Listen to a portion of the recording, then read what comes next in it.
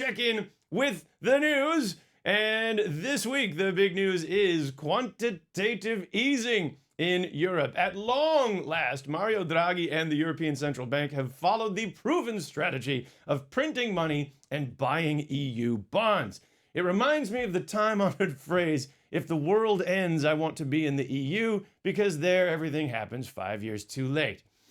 In reaction to the positive news on the European economy, the euro inexplicably sank to an international low on trading, in addition to the already negative interest rates in the EU. In fact, now if you want to give money to your local bank and savings, you have to pay them to take it.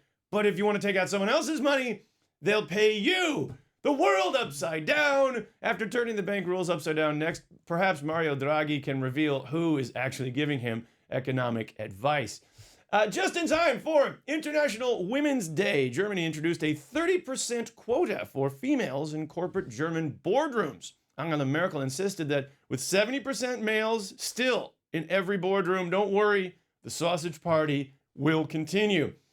Former Facebook executive Sheryl Sandberg wrote an article in this week's New York Times showing that women as executives is not a zero-sum game. The article was accompanied by an ad for Ralph Lauren handbags because, of course, women say they want equality, but they're only really interested in shopping for fancy Ralph Lauren handbags. Thanks, New York Times, for that. Hillary Clinton celebrated International Women's Day by revealing that she broke all the rules when she was U.S. Secretary of State and kept all her emails secret and, in fact, ruined her chances for the White House in the eyes of many. President Obama said it's okay.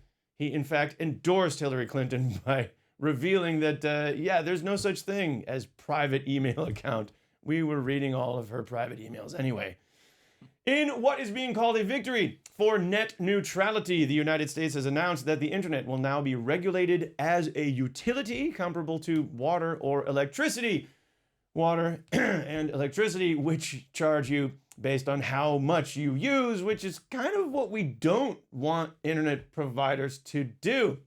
Still, Americans responded they were happy with the internet being considered as a utility, and if necessary, they would gladly give up their water or gas to keep their Netflix.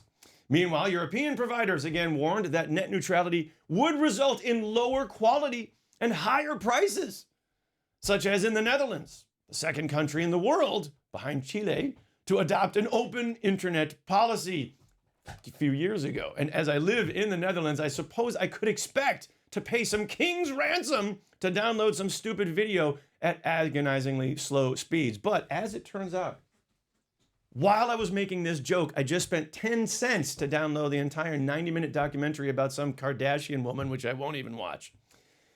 I'm kidding. Actually, I'm going to download every episode of Black Mirror to watch on my iPhone screen, on my iPhone, because as a Yank, I'm proud not to understand British irony.